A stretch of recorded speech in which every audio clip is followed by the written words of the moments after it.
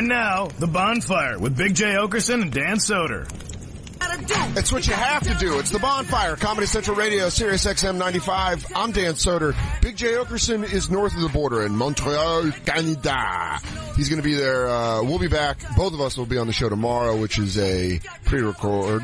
If I'm not supposed to say that. I always don't know when I'm not supposed to say pre-record or not. But sitting in with me, big old slice of spiced Italian beef. Mike Vecchio. Yay. Thank you for having me on, Dan Soder. Friend, comedian, roommate. Who wouldn't have let it go if I didn't have you guest host an episode. Let's go to the kitchen. It would have been awkward in the living room. You go, so who's going to buy trash bags at the grocery store, the Legion of Skanks? Because I don't think I'm going to do it. Maybe Dave and Lewis can tell our landlord that I'll just throw you a sweet shoulder on the way to the bathroom. Yeah. Just to let you know. We do. Our apartment's like the locker room in Top Gun. We're just always trying to one up each other in towels. Well, interesting story right off the bat. We both went to the gym today. You took the early sesh, and I went in later because you can't have two lions in the same That's what he said. Gym at the same time. He said that right when he walked in, and I was like, "There's no way I'd ever consider myself a lion at the gym." I am like, the best I can describe myself is father of three trying to get his body back. That's how I always work out. Where I'm like, all right, well. Kathleen's got the kids until 5. I can do a little extra work on the treadmill. How'd that new fanny pack work out for you? Dude, Mike works out like it's an inspirational story of him getting back to the Olympics. It's like one of those movies. You're like the rookie with what'd you say Dennis, about that picture I had? The picture I had in my bag. You work out like you had a picture of your enemy. Yeah, he always does. He works out like, you know in Batman where they show people working out, where they show Bruce Wayne working out? It's very similar to how Mike Vecchione gets ready, where he's like, I'm going to be gone for a little bit. Dan, I need to go somewhere. I think I'm living with Batman. We could be attacked at any moment. We live in a very tumultuous area. Well, it's getting fucking gentrified, so we might get pushed out. Two old dogs like us. We're getting pushed out by that CrossFit. We can't let them outwork us. It's great to watch Mike drink his coffee and watch the CrossFit out the window. That's hilarious. Got to see what they're up to. He just sits there with his mug of coffee watching the CrossFit, and he goes, oh, look at this guy. As they're walking in, he goes, this guy's big. He takes a sip of his coffee. And they're like obnoxious. They're an obnoxious CrossFit. Yes. I did a joke about it in my Netflix, but I didn't even that looks what it looks like. That's Mike's face of him working out with a belt on. And then there's me blaring fucking yacht rock in the other room, getting high, yelling at video games. Going, fuck Madden! It's fucking gay! And then Mike's working out like Batman who's getting ready for his super suit. They are an obnoxious CrossFit because they shovel shirtless. Mm-hmm. Like when it snowed, they were like out there shoveling in like tank tops and shirtless, and you guys are fucking assholes. They run like around the block too, and then they run with weights. So it looks like they're trying to intimidate everyone in our neighborhood. Yeah. Where they're like, "We're the new bosses here. One daily workout at a time." And then there's a war going on between the Starbucks and the Dunkin' Donuts on adjacent corners. There's a lot of shit popping off. Then there's the Eurotrash Dance Club and the Dominican Dance Club, and that lets out at the same time at 4 a.m. They used to be my favorite things to smoke cigarettes and watch them cross-pollinate, where all it'd be like, you'd see all like these Eastern Europe, just trashy ass, like white slacks, like, I want to go back to the discotheque. And then these just fucking hammered Dominicans, just like, what's up, bitch? And it's like, fucking go at it. It was awesome. Mike and I have two enemies at the gym, shared enemies. Yeah. The owner's wife, who's like, she wears, you know how hot girls wear glasses to look sexy, so they wear like a specific type of eyewear? Mm-hmm. She does that with her tits just mashed up in a sports bra. Right. And then she's just mean Those to tight, everybody. Stretchy pants and... That's all she wears. She just walks around with a clipboard and just yells at people, and you're like, lady, I'm paying to be here.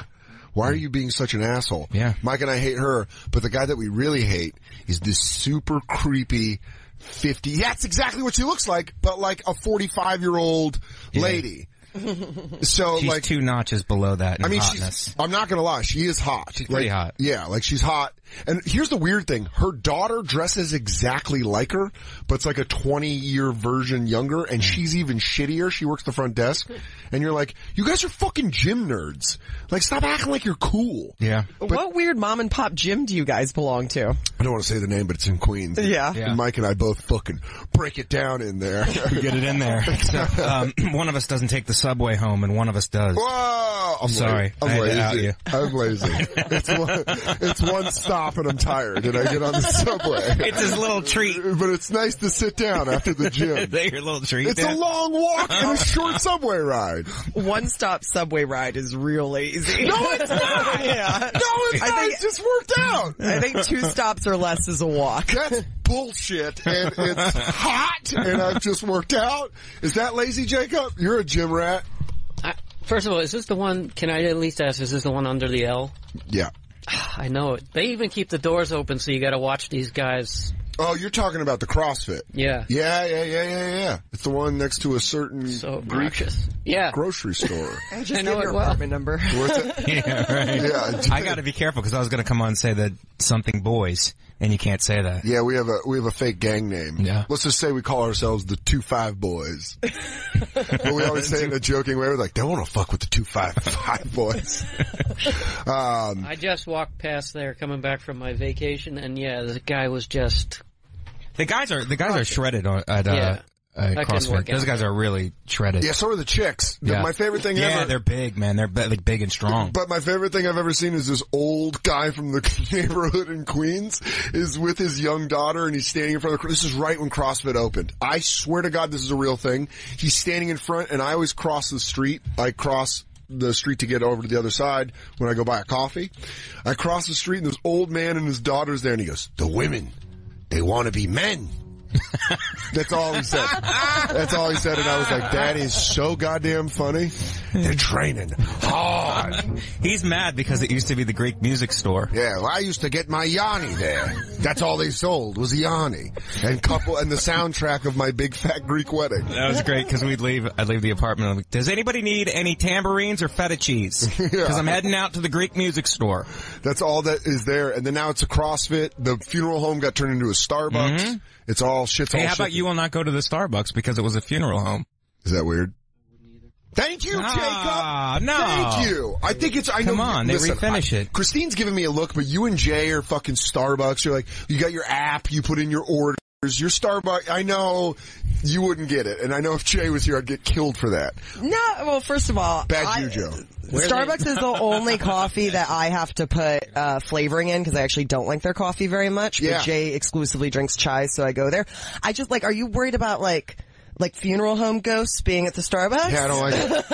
I don't think this is a Starbucks issue so much as a paranormal fear issue. It absolutely is, and it fucking really freaked me out. And then my ex-hot girlfriend, bullied me into going in. She's like, I want a Starbucks! And I was like, I can't go in there because there's demons!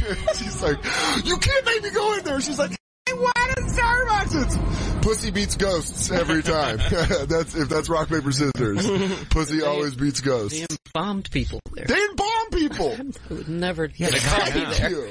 Can I get a venti without formaldehyde? Also, that's how you have to order, right? the Indian ladies at the Dunkin' Donuts in our neighborhood, They love you, Dan. they love me. They lose love their you. shit like I'm Bieber. I walk in, they're like, look who's here! How are you? Right? And I walk in like, oh, do you want medium iced coffee, no sugar? I'm like, there they are, They ladies. really do like you. I come in like one of those Bollywood princes. I come in, he's back to buy a coffee. He's back to buy a coffee. So I stay going to Dunkin', even though I find their coffee to be mediocre. Their hot coffee's good. I don't like their iced coffee. That's why I go in building now. I was afraid we were going to bump into the old Fugelsang, but we'll pick that up next week. You don't like Dunkin's coffee? I like hot coffee. I don't like their cold, I don't like their iced coffee. I think it's, Well, those women are going to be disappointed when I tell them the truth.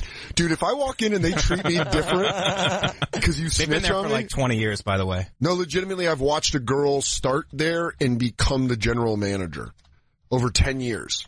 That's why, when I walk in, they know me. Before they had ice cream. Before it was Baskin Robbins. No, they've always been an ice cream. Oh, really? They've always been a Baskin-Robbins Dunkin mashup. But back to our arch nemesis at the gym. This guy, this is the only time I'll be able to talk about it on this show. So I want to bring it up because you're a point of reference. There's this like 50, is he 50? 52-year-old? He's 50 because he had a picture up and he's like, I'm 50 and I look like this. And he's like shredded. He's this Asian dude and he's shredded. But he's a trainer, but he only trains young, hot girls that work out there. Like that's exclusively who he trains. And he's so fucking creepy because he stretches them out before, and I'm like working out doing my dad lifts and I just look over and he's got like their leg over his shoulder and he's like, yeah, okay, yeah, okay, yeah, breathe in, yeah, okay, good. And you're like, dude, you're fucking creepy.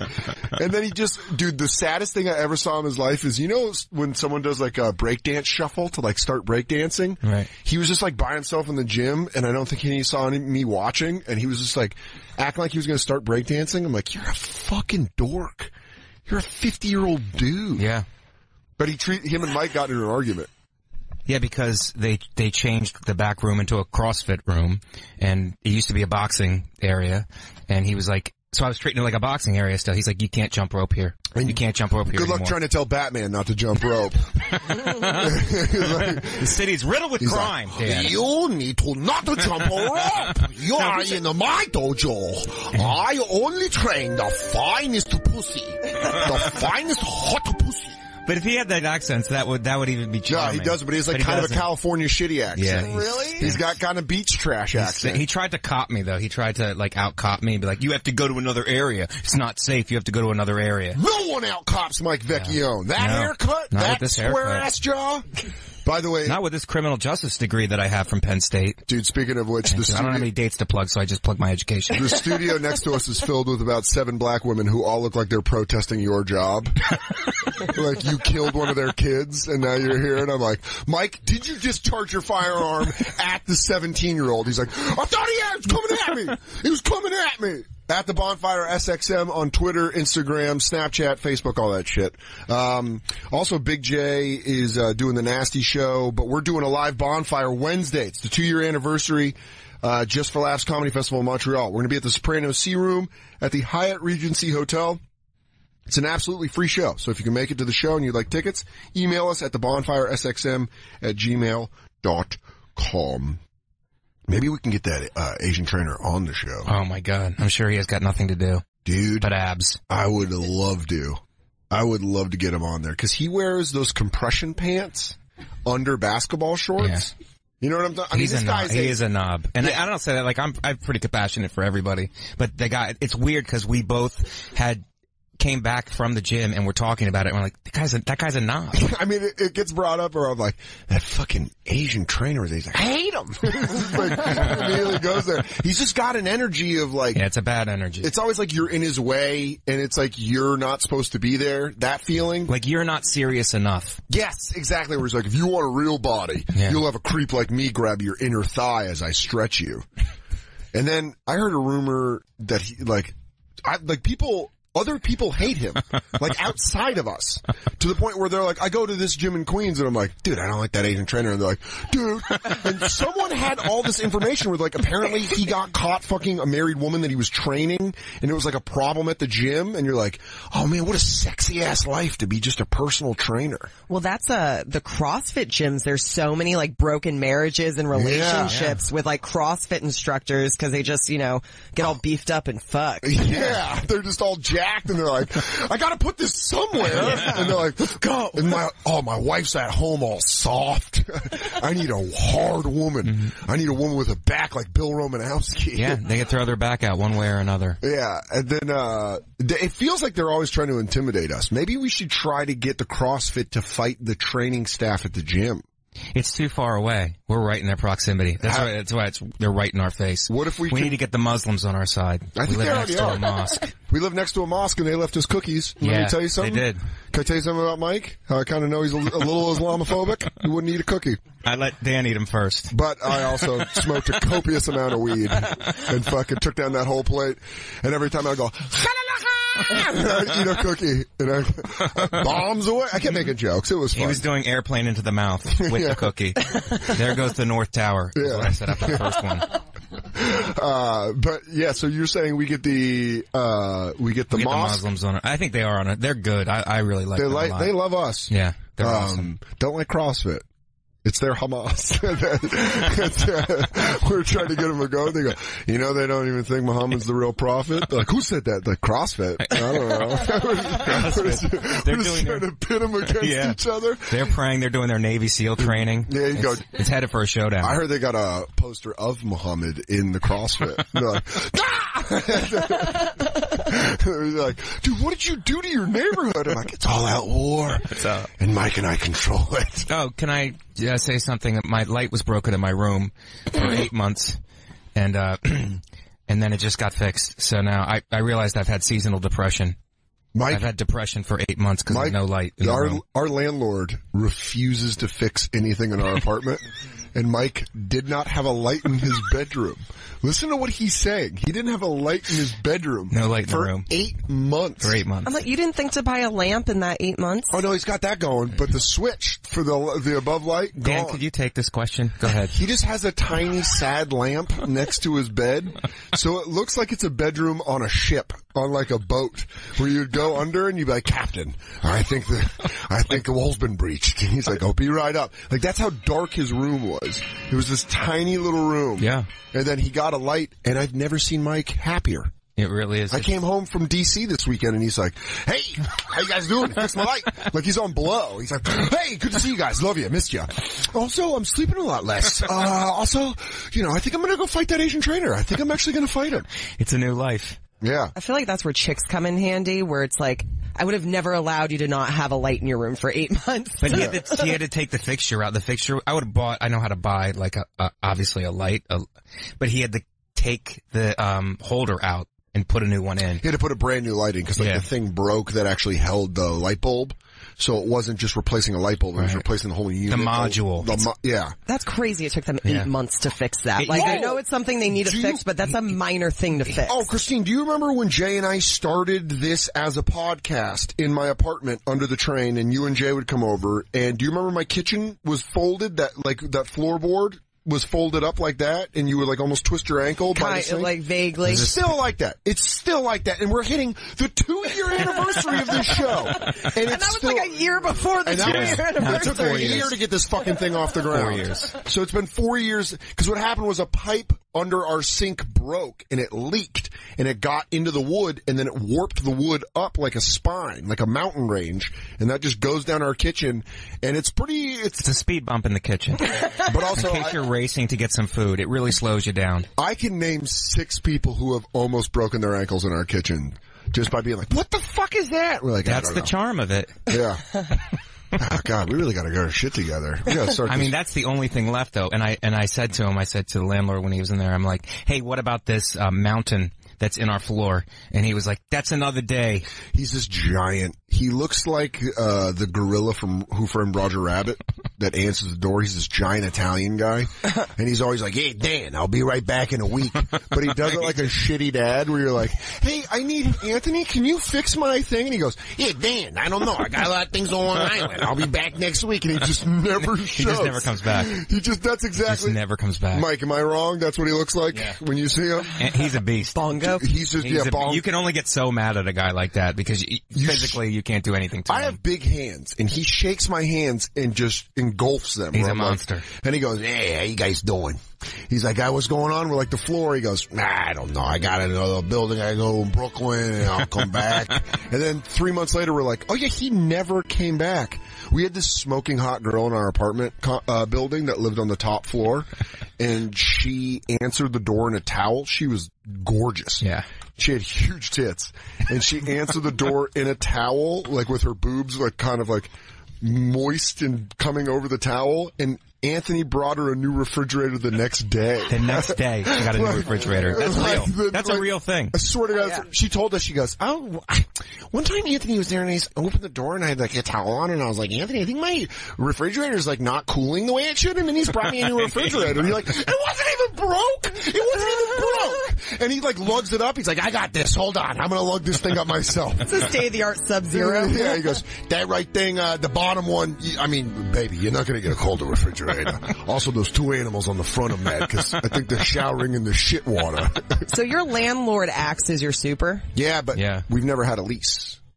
I've lived in that apartment 11 years, month to month. That's crazy. Yeah. Isn't that crazy? But I signed 2-year leases every time I signed. I don't think he wants to deal with it either. He doesn't want to deal with anybody new. He likes this. And here's the thing, the front hallway tends to reek of marijuana because of me, not of Mike. I'm not going to put that on him. No, please don't. I might need a teaching career after this. And then, he like does it. He likes Mike and I. Like when the underwear model moved out, when Pete moved out, we talked about Pete on the show, so people have a reference. They know point. Pete. Yeah, they know. We watched his Love Connection. That's a lot of sexy, isn't it? Dude, a girl giving up $10,000? A girl gives up $10,000 to go on a date with Pete? Yeah. That's insane. Can I tell you this? Jay and I saw him outside, and Jay was like, I just watched Jay scan him like the Terminator. Like he was just like looking at everything. And then he goes to walk away and he goes, Soder. Through his teeth, he goes, Tom's, no socks. I go, what? He goes, Tom shoes, no socks. He goes, how the fuck did you live with that guy? But yeah. Pete was a member of CrossFit, by the way, across the street. Yeah, he joined that. He was super excited when it opened. He goes, awesome. He goes, Soder, you gotta get into that. You're always saying you're gonna work out. You gotta get into that. I'm like, dude, I sit here and play Madden and look out the window and watch them work out. I think Pete went twice. Yeah. Yeah, that was when it was brand new, when CrossFit wasn't mainstream. I was into CrossFit before it was mainstream. I loved it. I like waited for it to open in my neighborhood, and when it did, I went for like a year. You and it was Jay, the best. You and Jay got in like great shape at CrossFit. How did you not throw your back out, Christine? Isn't it power cleans like every day? I just wouldn't go that fast, and I didn't care about the times, and I didn't care about any of that stuff. They're just screaming at Christine and she's not stopping. They're like, Christine, you gotta get through the cycle.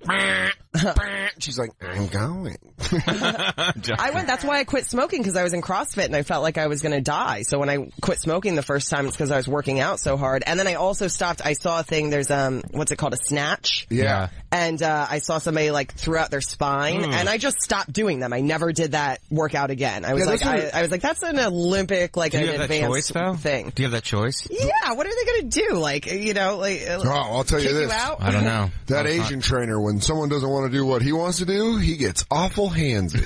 But they're always like 19-year-old hot Puerto Rican girls like, puppy, that's too much. And he's like, let me get behind you real quick. No, lift with a pussy. No, he goes like this. Oh yeah, babe. We're totally gonna lock this out. He's got that voice. I bet you he comes on the show, and after the show, he'd be like, he's not a bad guy. I guarantee it. Good dude. I just didn't know what was in his head. It's why nobody wants to talk to Corey Feldman. Yeah, because I know we're gonna like him, and I know we're gonna be like, we really shit on you. I was telling Jacob we need to do a bonfire. Where are they nows with the Chet Hayes, maybe with a toothless trucker. We got to find some of these people. Linda from Long Island, if she's not dead. Remember her? Kinda. There's no way. She was like one of our first callers. Yeah, the really thick Rhode Island accent. Yeah, Long Island. Or Long Island accent. We need to find some of these people. What we're going to do right now is take our first break. Mike Vecchione, filling in for Big J all day. We'll be right back. It's the bonfire. Hopefully these women next door don't take his job. Black Lives Matter, Mike. And now, back to the bonfire with Big J Oakerson and Dan Soder. Iron Maiden all day on the bonfire. Yeah. I'm Dan Soder. Sitting in for Big J Oakerson is Mike Vecchione. Yeah. Big J Oakerson going to be at Just for Laughs. He's actually at the Just for Laughs Montreal Comedy Festival. I will be up there on Wednesday for our live 2-year anniversary show at the Hyatt Regency Hotel in the Soprano Sea Room. It's 6 to 8 p.m. on Wednesday for our 2-year anniversary. But also make sure you check out Big J's What's Your Fucking Deal? 5 all crowd work shows. I will be doing guest mic on Thursday, Christine? Yes, Thursday. Thursday at midnight at Cleopatra. Go to bigjcomedy.com for tickets for What's Your Fucking Deal, and also tickets to the Nasty Show and all the other shows that Jay will be on. Tomorrow night. Oh, sorry. No, what were you going to say? I was going to say tomorrow, I just confirmed tomorrow's show, and it's going to be so much fun. I have Yamanika on audience mic, Bobby Kelly, Jimmy Carr, and Tony Hinchcliffe. That's fucking crazy. Yeah, it's crazy. So make sure you go check out the What's Your Fucking Deals up in Montreal at the Just for Laughs Comedy Festival. Mike Vecchione's album, Muscle Confusion, is available on iTunes. It's fucking great. So check it out. And he's going to be on the Impractical Jokers cruise in November with like a lot of our friends. Yeah, that should be fun. Yeah. We were talking about gyms. Mike and I go to the same gym. Different times. At different times, so everyone doesn't get freaked out. They don't want to know that the 2 5 boys are in there. By the way, Sarah McPants tweeted at me that it says The Bonfire with Dan and Mike Vecchione. Can I tell you this? I think I'd be comfortable taking your last name. Yeah, it's a good name. I think it's, it means old in Italian. It's got some panache. I mean, I am the last of the Soders, so I would like to move that down. But, I get it. At the Bonfire SXM on Twitter, Instagram, and Snapchat and all that shit. We were talking before, Christine, you said that you had a gym membership to a place called Dolphin Gym off air, which just sounds made up. Yeah, Dolphin Fitness. Dolphin Fitness? No, that's a chain. I think there's like a Bring few that up. names. Is that really? Because that sounds like something that would have died off in the 80s during the fucking health explosion. I mean, I think you got athlete's foot just walking into it, even if you were in shoes. Yeah, but I like gyms like that. Yeah, it was cool. I felt like a badass. Oh, look at this. Even the lady on the front looks fucking suspect on dolphinfitness.com. How you doing? Do you have cash? Could you pay me right now? She looks like a single mother in Phoenix. Yeah, she also looks like she's partially transitioning. Hey, what's up? My name is Marla. I work out at Dolphin Fitness because no one judges me if I have a penis or a pussy. It's just Brooklyn and the Bronx now. They lost the Manhattan location. Oh, that's what it is. That's some real burrow face. Yep. Hey, how you guys doing? Do you guys want to work out on a treadmill that fell off the back of a truck? Come on to Dolphin Fitness. Yo, bro, honestly, we got fresh mangoes. What should we call this gym? What's the smartest animal? They go, yo, dolphin. Baby, what do I feel like when I shave my body? Yo, you feel like a dolphin. He's like, that's what we're gonna call it. They call me the muscle dolphin. Yeah, but it's like I kind of like shitty gyms like that, like where it's like That's good for the right price. What did you pay, Christine? You paid $300 for the year? $300 for the year, cash right away. It was I did great. that one time, and then it closed the next month, and they had all my money. That sucks. Really? They really did when I first moved uptown, when I first moved to Inwood. I joined the gym. I paid everything up front, $300, and then the next month they closed. Dude, I love that. It wasn't even a gym. It was just a dude's basement with a bunch of weight sets. And he goes, all right, puppy, for $200, you work out here every day. The gym in college, there was I went to Arizona and there was like a massive, brand new facility, like a state-of-the-art student rec center, and it had like pools, but it had like a massive gym and all those things that you could work out at. But where I worked out, cause I didn't want to go work out at the gym in college because everyone there was like jacked or gorgeous. Like all the women were gorgeous and all the dudes were just like in tiny, it'd be like if I was working out at that CrossFit, because at Arizona, a lot of kids were dumb and just on blow and wanted beach muscles. So they just go get jacked. I just wanted to work out so I didn't have fucking weed tits. So I went to this place called Bear Down Gym. It's in the movie Revenge of the Nerds. Revenge of the Nerds was filmed at the University of Arizona, and when they get booted out of their frat house, when they get kicked out of the dorms because the frat house burns down, they have to sleep in a gym. I don't know if you remember that scene where all the basketballs come over the net. So that's Bear Down Gym, where I used to play basketball every day and then go downstairs and work out. And I legitimately got warts because of that gym. Like I worked out and all of a sudden one day on my hand, I'm like, what is that? And I go to the doctor and he's like, yeah, it's molluscum contagiosum. He's like, are you touching dirty? And I'm like, I don't know. I go to this gym. He's like, yeah, you should wash your hands after you go to the gym. You have molluscum contagiosum? On my hands, yeah. I didn't even know you could get that. I had a crazy thing. I dated this guy from 17 to 20. Yeah. And he came over and I was going down on him and all of a sudden I looked at his dick. And by the way, the fact that he just like wouldn't mention that this was going on, just covered in what looked like warts. Yeah, they are warts. And I guess they are warts, but it's not like HPV warts. It's a different thing, but it looks like warts. Guess who got 3 of them 6 months later on his dick? Because I jerked off after the gym. Yeah, but do you not wash your hands, Dan, after the gym? I don't know, Mike. I was horny and tired. No, it's so weird, and it looks like an STD, but he was kind of dirty, and it was from mildewy towels. Usually kids get that, so when you leave your towels out and they don't dry all the way, you can get that on your dick. Now, what was that conversation like afterwards? I was like, go to the doctor. What are you doing? Well, no, it's like, did you think he fucked somebody else? Obviously, no, right? Because he went to the doctor and found out it was molluscum too. I mean, he was such a nerd, I didn't really think that he was fucking someone else. But how hard of a sell did he have to do? He's like, no. No, because what happened when I got molluscum contagiosum on my hand, I was like, it was just on like up here, and he's like, oh yeah, those are warts. I'm like, what are these warts from? And he goes like that, and he's like, did you masturbate after the gym? And I was like, maybe. And then he's like, well, if they appear, come in and we'll freeze them off. And that's what happened. What a cool doctor. Dude, this guy was awesome, except he hated, I would go in and see him. This was the student health center. Yeah. I started shaving my balls and trimming my area at that time, and I'd get a lot of ingrown hairs. And I'm a hypochondriac, so I think it was herpes. Right. And I remember I did that a bunch too. Very angry at me one time because I came in and I was like, I think I have herpes. And he's like, all right, let me see. And I'm like, it's right there. And he goes, that's an ingrown hair. And I go, oh, okay, thank God. And he goes, just to himself while he's taking off his gloves in the corner, he goes, just don't understand why these kids today are just shaving their pubic areas. And you're like, all right, why are you all fired up about it? So see, yeah, that's what it is. You can get it in a lot of places. Oh my God. Yeah. It does look like... Yeah, real weird to have your boyfriend pull his dick out and have it covered in that. But, you know what's funny about that what's good about that is it's not HPV warts. No. So that's much, also the freezing off when I came back in to have him frozen off. He was just like, all right. Like he'd been expecting it. Like it was like he had an ant farm. He's like, let's see how it's doing. Like, dude, you're way too happy to fucking burn my dick right now. But I had that a bunch of times too where it's like I thought I had an STD and I'm a hypochondriac. So I went to the doctor like 10 times. I wonder it's always the best when it's like a doctor was in the Navy. Yeah. That guy always kind of guy. He's like, nah, you're good. He doesn't even have to look at it for more than 10 seconds. He's like, dude, you're good. It's not that. Trust me, I've fucked a lot in the Philippines back in the 60s. It was basically no rules. I've seen everything there is to see. You're fine, son. Get back out there. 844-COMEDY-9 if you've had a, real close STD scare. Who are these people getting it on their face? Like, that girl's got it all over. I mean, I had it on my hand and I put Band-Aids on it. Right.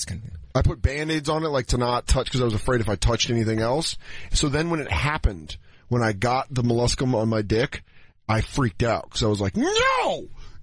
I've been I thought I protected it. It's gotta be pretty dirty though, because in New York City, it's like, you'd think that would be an epidemic. We'd be getting it all the time. Yeah, we'd just all be wart people. Yeah, we'd be wart people.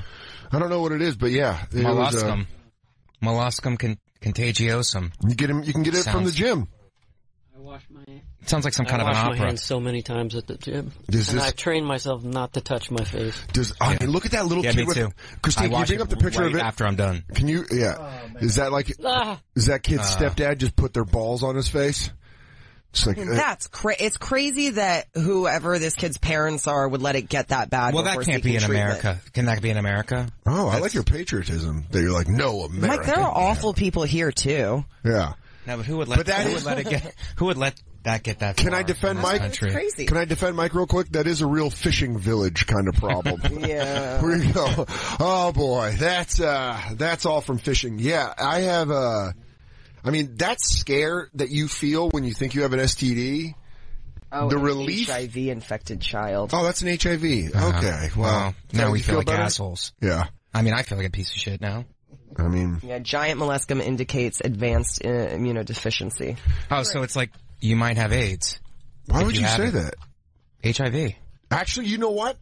I remember that being a thing in the WebMD description, which is why I went back to the doctor like, do I have AIDS? The WebMD doesn't help at all. Like, I've read books, like, when I was panicking, and they're like, it could be this, or you could get, in 6 weeks it could show up, or it could never show up. Like, they don't know anything, basically, is what they're saying. I, recently, pulled what is it when you pull a nerve? Not pull a nerve. Uber. No. Okay. Sorry, I'm no help. No, but I pulled a muscle in my back and my hands were going numb. And I looked on WebMD and it was like, yeah, you have multiple sclerosis.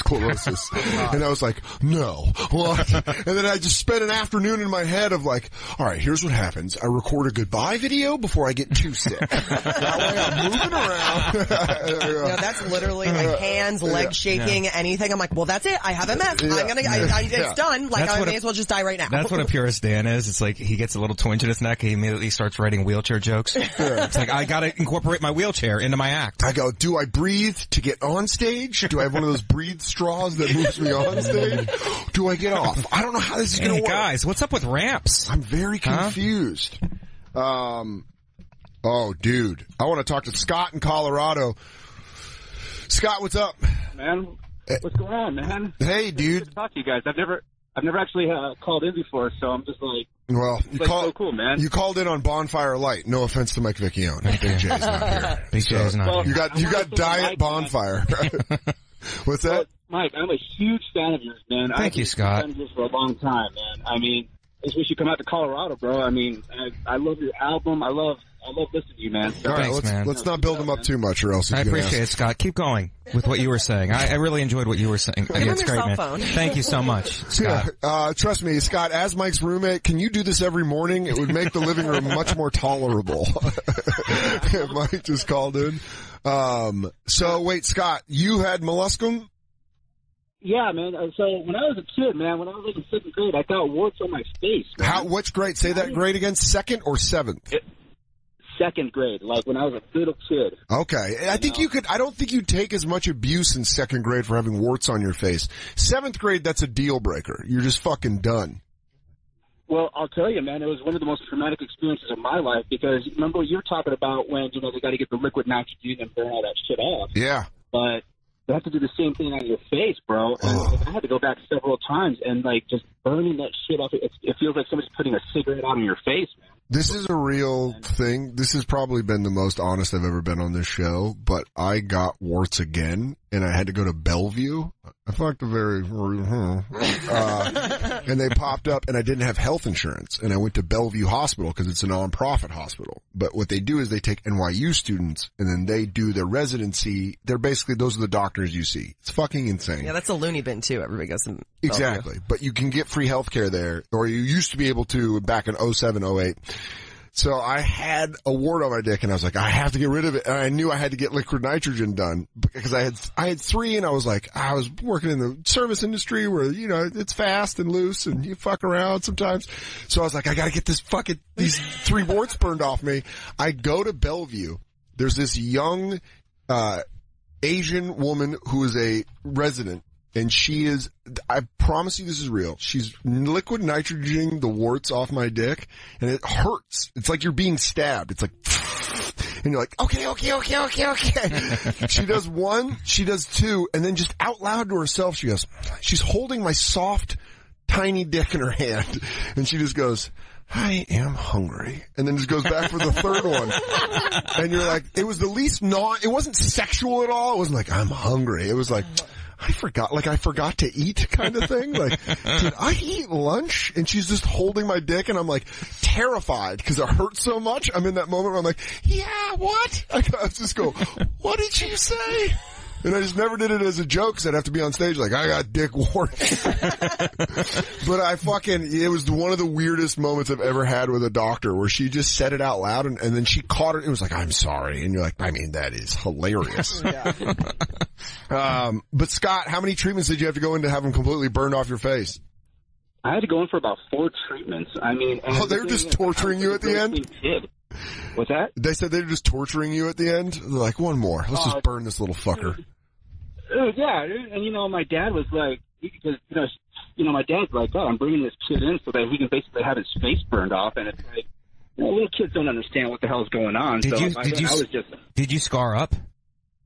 Yeah, actually, I still have scars on my face. I mean, it's not noticeable. Like, everybody that I talk to, they say, I don't even notice the scars, but, you see it every single day. So it's not like a big deal. It's not like I'm Phantom of the Opera over here, but... That's what I was going to ask. Was it a Phantom of the Opera type situation? It just looks like a bunch of people. Yeah, he's just got a bunch of tiny scars where you're like, did you have a firework mishap or warts burned off? That's what it looks like. It looks like a firework mishap. But the thing is, like, when you're a little kid and you're growing up with that, you get self-conscious about that. So, but... Yeah, I mean, I grew up with a giant head, so... Secure person, so... Yeah, well, thanks for calling in, Scott, and I'm sorry you had to go through that in second grade. But now you're better. Stronger. Thanks, Scott. Thanks for calling in, buddy. Phantom of the Opera. Ew, Scott's face is so gross. I can't look at it. Dan, we were asking if you had either a fucked up skin condition, or actually we were asking if you had any scares that you thought were an STD. It wasn't. Dan in Maryland. Dan, you thought you had gonorrhea. What's up, dude? You go. Are you there? Yeah, you go. Hello? Yeah, you talk now. Oh, there we go. Hey, Dan. Hey, so I know you're Vanilla Dan and all, and you probably haven't had much playing on your prostate, but if you push too hard, something comes out. Well, my prostate got infected somehow, and it swelled up. Okay. Every time I went to take a dump, I had drippy dick. Hold on. Just real quick time out. Dan, the way you set this up sounds like you are an adamant user of milking your prostate. It sounds like that's like, yeah. It sounds like that's like your go-to. Like that's your fucking final move. Like when in wrestling, they always have a finisher. And he's like, he's going to the prostate! He's got, But you're saying if you push too hard, then it, like, what comes out your dick? Is it like cum, like post-cum? Well, no, semen comes from your balls. Yeah. Or actually, the sperm comes from your balls, semen comes from your prostate. Okay. Wait, I don't know if that's true. I don't know if semen, I don't think that's true. I thought semen came from your testicles. I think semen and sperm both come from your testicles. I don't sperm think is in semen. Look it up. I like, that's a confident thing. But what happened was every time I went to take a dump, it would push against my prostate since it was enlarged. Shit would come out. And then I said something to my wife, and she automatically thought I had, like, gonorrhea or syphilis. And she almost divorced me over it. Wow. Wait, so every time you would take a dump, like, you would have a discharge from your penis? Yes. Oh, man, what if you would come every time you took a dump? Where you're like, oh, God. It felt good and better. And he goes, yo, I'm a bad boy. So you started having a discharge, then you went to the doctor. How can I ask you this? How much of a discharge was it? Was it a lot? A couple drops? Hold on, we're losing you, dude. Your phone kind of went out. What did you say? Yo, Monica, you got AIDS, yo. It's your phone's still breaking up, Dan. You there? Shit. How about now? Yeah. Okay, there we go. So what did they say? What was the discharge? I said it was about an inch and a half line and stuff. Damn, it's fun. Not much. Okay. Your phone's in and out, but we heard an inch and a half. That's still too much discharge for you to ever, any kind of discharge, and I'm weird. I've tried to look down the hole of my penis before. I mean, who hasn't? Chris, this is a real story. I think I've told the story on air that Chris DiStefano looked down my pee hole when I thought I had a Yeah, she's a physical therapist, so you turned to him. No, we were drinking beers with Nate in my apartment. This was like 9 years ago. I think this might have been before I think you just moved in with me and you were on the road and we were drinking, going to the beer garden, and I was like, dude, I think I got an STD. And Chris DiStefano was like, yo, I got my doctorate. I can look down your pee hole. He goes, I can tell you if your dick's like inflamed or anything. And I was like, seriously? Yeah, because I was WebMD. He's a doctor, man. Yeah, he's got a I mean, he has his degree. And then he went in my bathroom and looked at my pee hole and he's like, you're good. And there's nothing weirder than being told good news about your dick by your friend where then you just have to go hang out with them. Cause I'm like, hey, thanks. Like later in the night when I'm hammered, I'm all, hey, thanks for looking at my pee hole. It really made my night What better. about the hug right afterwards? The best was we sat down in the living room and I grabbed beers and Nate goes, well, this is weird now, huh? Yeah, but you don't. You let Nate see it too, even though he's not a doctor? Nate goes, well, can you just show me? I mean, that's bananas. You don't want to leave him out. I just want to hear this story before we take another break. But Mike in Connecticut, you actually got gonorrhea. I almost got gonorrhea. Got scared. How do you almost get gonorrhea? So I hooked up with a girl that called me and told me she had gonorrhea. Oh. Yeah. So, and, so I had to, Wait, so what you fucked this woman and then she called you and was like, hey, I got gonorrhea? Yeah, pretty much. Did she blame you? And, Did she blame you? Did she think you gave it to her? Because there's always that situation. Yeah. She wasn't exactly sure. The problem was I also married, so. Oh, no! Really? Dude, that's. Where did you meet the girl that you cheated on your sweet, loving wife with? Your sweet, trustable, loving wife. I'm just making him feel worse about it. I had a karaoke bar. She was the karaoke DJ. Oh, wow. Well, Jay used to be a karaoke DJ, and that's why Christine had to go with him every night, because we all know they always want to cheat. They want to get people to cheat. Cheat on songs, cheat on their spouses.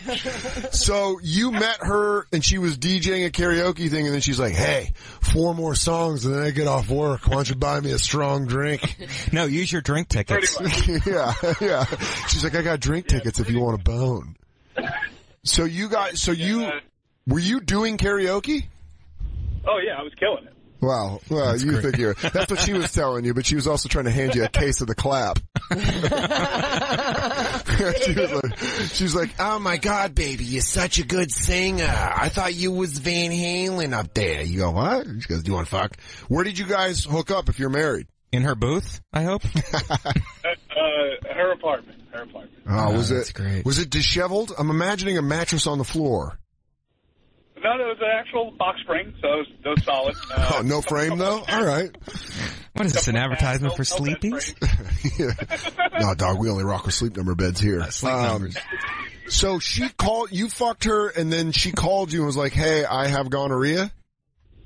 Yeah, she's like, so I have something to tell you. I was like, fuck, she's pregnant. And she goes, no, yeah, so you may want to get yourself tested. She's like, I'm not sure where I got it from. I was like, it's not me.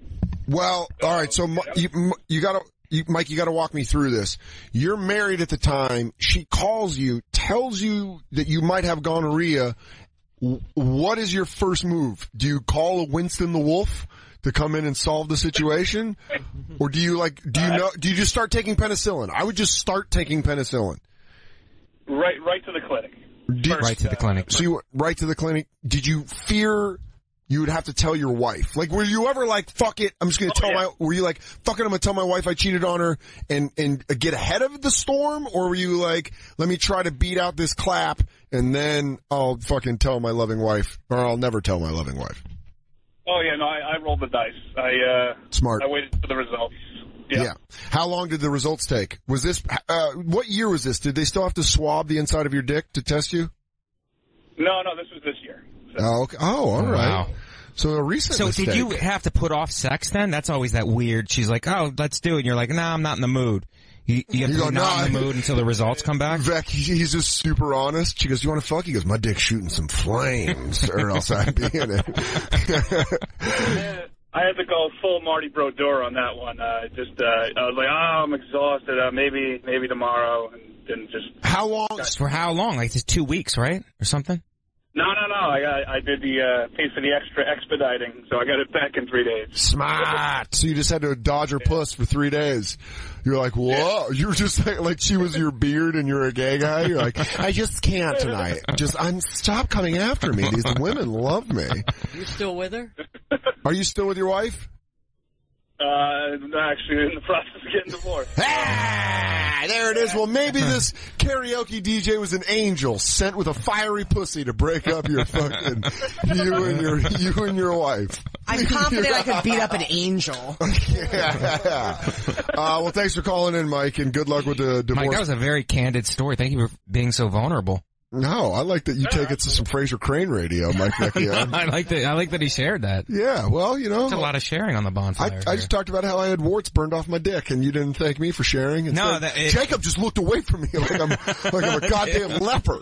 And he's constantly washing his hands now, Jacob. Yeah. Let's take a break. We'll be right back. We have a guest, right? Is our guest coming?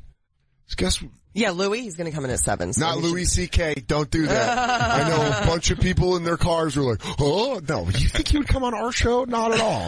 It's Mikey Maya, is anybody friends? Aren't we friends? Is somebody friends with him? Chill list. He'll be on Tuesdays with Stories way before he'll be on Bonfire. We'll be right back. Mike Vecchione in for Big J, who's up in Montreal. And, you know, me. Old Vanilla Dan. Just talk about dick warts. It's the Bonfire. And now, back to the Bonfire with Big J Oakerson and Dan Soder. Iron Maiden all day on the Bonfire because Mike Vecchione said so. Yeah. I'm Dan Soder. Big J Oakerson out of town at the Just for Laughs Comedy Festival, but we will be back together for the 2-year anniversary of the Bonfire this Wednesday, 6 to 8 p.m. We're going to be in the Soprano Sea Room at the Hyatt Regency Hotel. It's a free show, so if you want to go, just email us at thebonfiresxm@gmail.com. It is the Bonfire, Comedy Central Radio, Sirius XM 95. Joining us in studio, Louis Katz. Hey, what's up? Yeah, Louis Katz. You can get his album, If These Balls Can Talk, available on iTunes, and he's going to be at the Sacramento Punchline Thursday, August 10th. What's up, dude? What's happening? We were just talking about STD scares. Oh, I've had many. Yeah, you with your hat and your glasses and your facial hair, you look like you write about STDs. You're like, I'm the forefront. I am always, my novel's about a case of gonorrhea gone awry. Since I started wearing this hat, you know those guys carrying those upright bases like around the subway? Yeah. Like, they give me a nod. Like, yeah, what's yeah. up? Like, you do look like, That's a perfect Uber driver hat. Yeah. It really is. That's, you've had close scares on STDs? Oh, I've had crazy close scares. Like, what's the craziest close scare? So, I mean, the worst, it's a very long, it was a good third of, Sorry, let me just, boom, there it is. Is that better? Yeah. I did yeah, take the store for a walk, Louie. I want to know about when your dick almost died. It was like a 1/3 of my one-man show that I did was this horrible story. That's how bad it was. That's how bad that you turned it in. It was one-man show material. Yeah. Growing up, growing up in L.A. wasn't always sunshine and movies. Sometimes it was a close scare. I'm gonna have it. I'm gonna have herpes. It wasn't a one-man musical. It was just oh regular. damn! I always think one-man shows bust out. But I like the way they break into song. Yeah, they talk you into it. It's the thing that annoys me the most. But they're like, Louie, is there something burning? He goes, I can't tell her. My penis is on fire. What happened? That's more like a rock opera, I think. Ooh, someone should do a rock opera about herpes. Yesterday there was none, now they're here forever. So what were you? I'm sorry, I did. Okay. So I mean, I'll guess I'll give kind of the shorter version. I want to tell all the jokes and shit, but I met this girl in Atlanta. Okay. She was super hot. I was way into her. She was really, remember about you like when I already kind of knew about her online. I hadn't met her in person. How did you meet her online? She was. I mean, I don't know. Well, she worked for this company that I was working for at the time, that I was making videos for at the time. Was it an adult company? It wasn't, not like porno, but yes. Oh, okay. No, not I don't think you're working for a kids group. I'm saying like adult video. That sounded like sketchy, like you were doing some webcam shit. No. This is before my cam girl days. Okay. Hey, want to chat, Louie in that hat? Hey, do you want to talk about groovy bass lines? Do you want to hear the latest news? Yeah, for the guys with newsy fetishes. By the way, that is the hat that Louie is wearing. He's wearing like a newsy hat. At the Bonfire SXM on Twitter, Instagram, Snapchat, if you want to see what I'm talking about.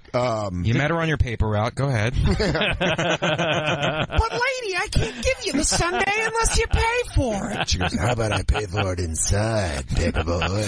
Extra. So you meet this girl online doing work? Well, I was making videos for this company, and she worked for that company, and she was like, we were chatting online, but her profile was like, she looked awesome just from her profile. You know what I mean? Do you ever like fall for someone just from their profile and then you meet them, they're even cooler? Oh no, I have quite the opposite experience. Yeah, I think everybody's had the opposite Who experience. has it pan out better? Yeah. Who's like, check out this hot chick in a profile picture. It was better. It's always been like, oh, you lied to me. Every time I've seen a girl who's like smoking hot in her profile picture, I see her, I'm like, you fucking liar. Oh yeah. I mean, especially like, cause it wasn't a dating thing. It was just her. It was so long ago. It was her MySpace. So it was just out her mind. It was, Wow. yeah. And you probably had eight choice photos to pick from. Was she in your top 5? Did you bump her Top up after 8. you saw that? He's like, I got to do some shuffling around. This chick, he goes, Tom, you're out. Hot chick, you're in. I never changed those. It was too much pressure. I didn't want to hurt anyone's feelings. It was too much pressure. I love when you can really tell how Jewish Louis is when he does something like that. He goes, it's just too much. I don't want to offend. I have my 8. They're a good secular group.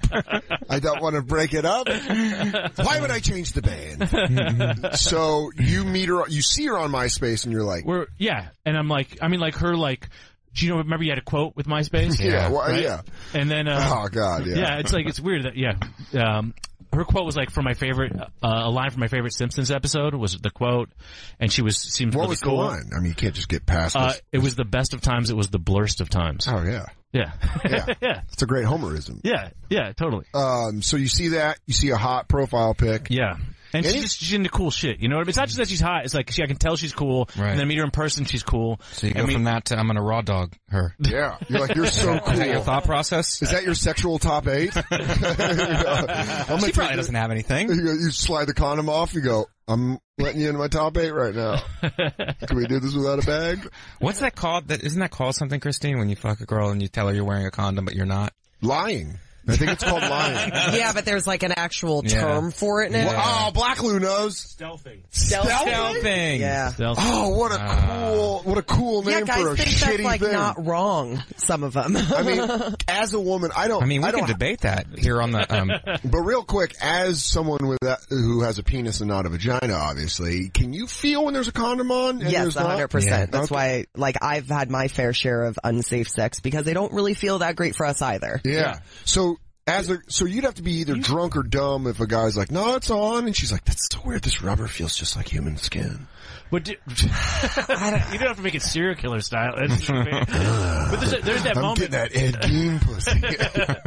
You know when you ever had one break on you and you're like, oh, maybe it just got really good for some reason. Dude, and you're like, oh, it's not good. Yeah. It's bad. You know? Oh man, when you pull that out and your dickhead's just like, hey! Like, how long have you been out? He's like, the whole time! That was great, right? You know, no! It's like when someone shows up at your job that's not supposed to be there. You're like, dude, I'm not off work, get out of here. I'm like, hey! Hi!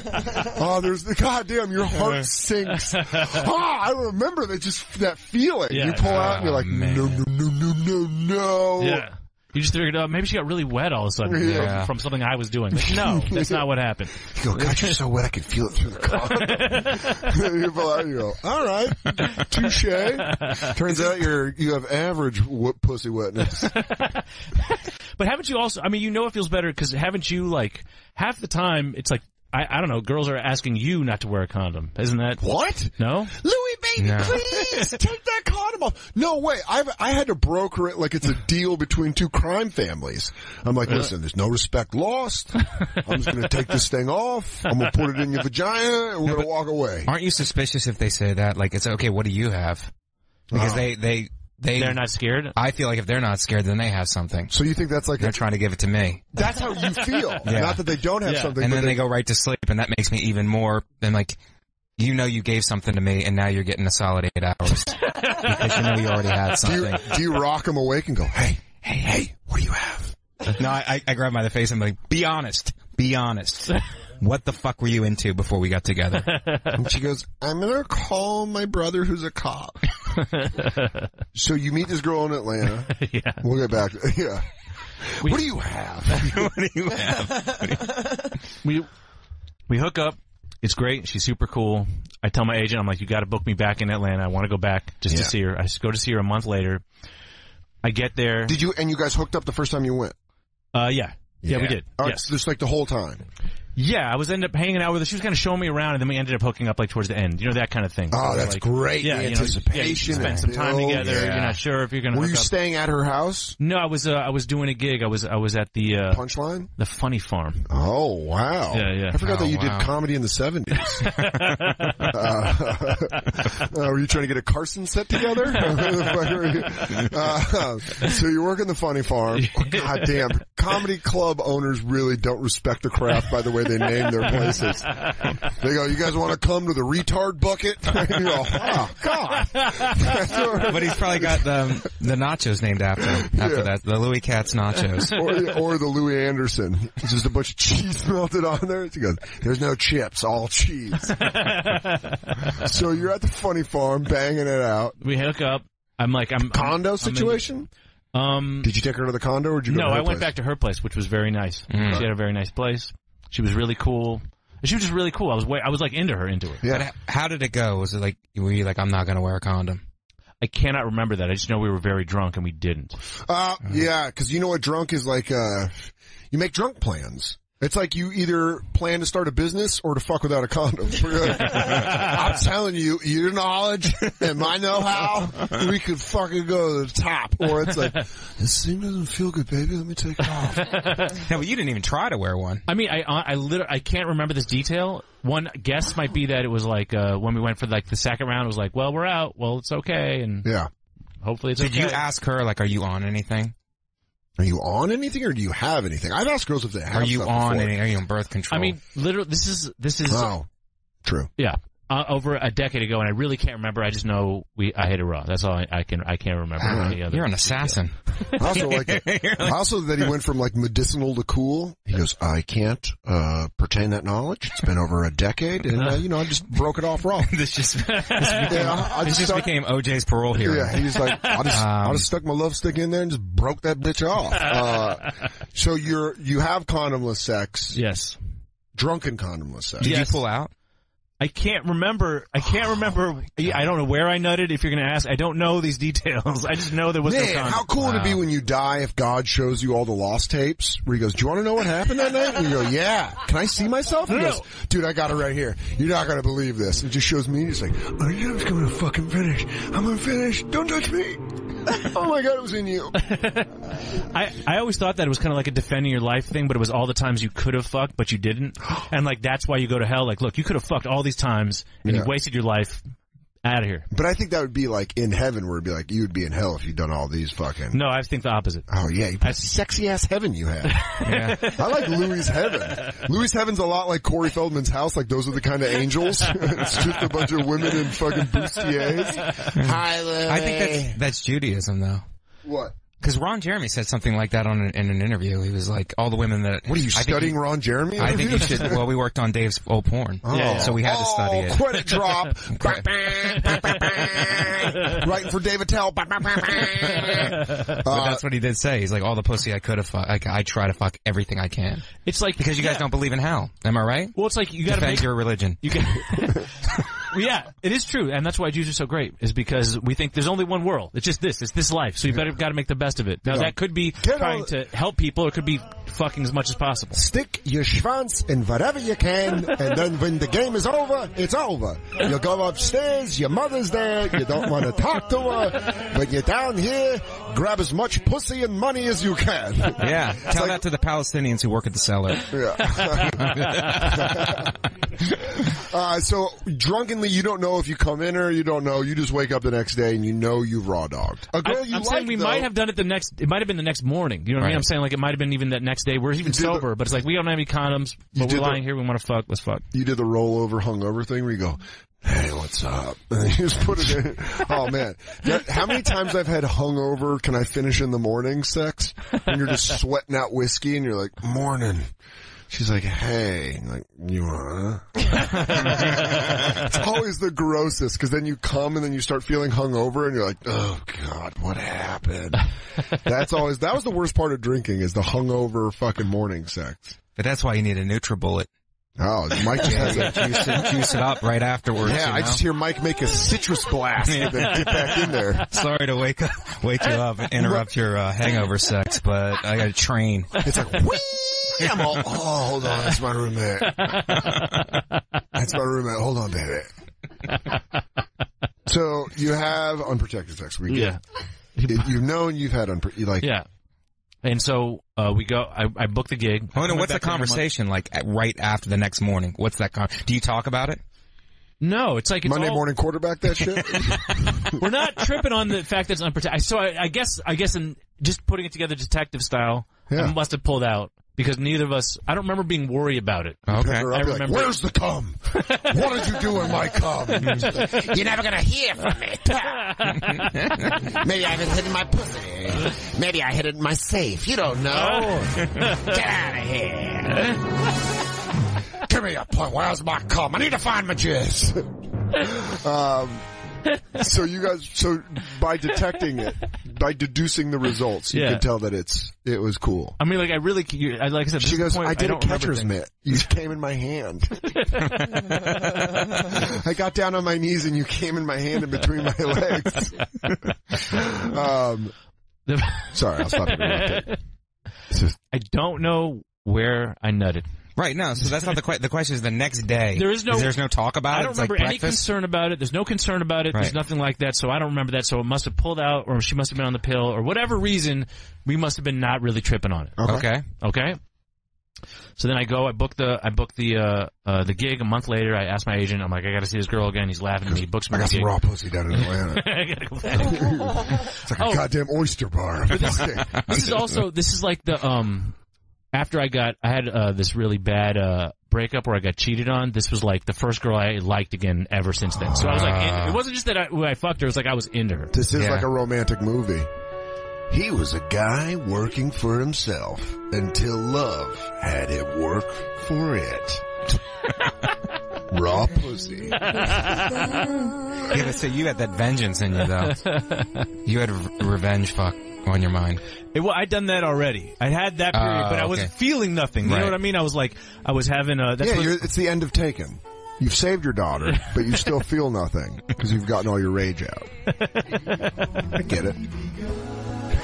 It was like I was hooking up after I got cheated on, and that's where my joke with the three-way with the two chubby chicks, one of my favorite jokes of all time. The menage that's where that comes from that time period. Really? You know, when I'm like I gotta fuck it out. I gotta fuck out the being cheated on. But then I'm like, my heart feels nothing and I'm freaking out, and then I fucking feel something for this girl. So it's like a big deal. Yeah. It's not just that I fucked her, it's like I like her for once. Right. Yeah, you actually like her. So I go back there and this is one of the better lines from the thing that I would do. I would say, like, you know, they say scientists have proven that when women like work together, live together, their menstrual cycles synchronize with each other. Yeah. Right. Well, another fact is that when a man spends hundreds of dollars to go visit a woman, her menstrual cycle will synchronize with his arrival. That's fucking hilarious. Every time. Dude, that's hilarious. There's been so many times where I've planned such big, like, I can't wait to see you. I'm just gonna fuck. And we're gonna hang out. And then she's like, I have my period. Yeah. And you're like,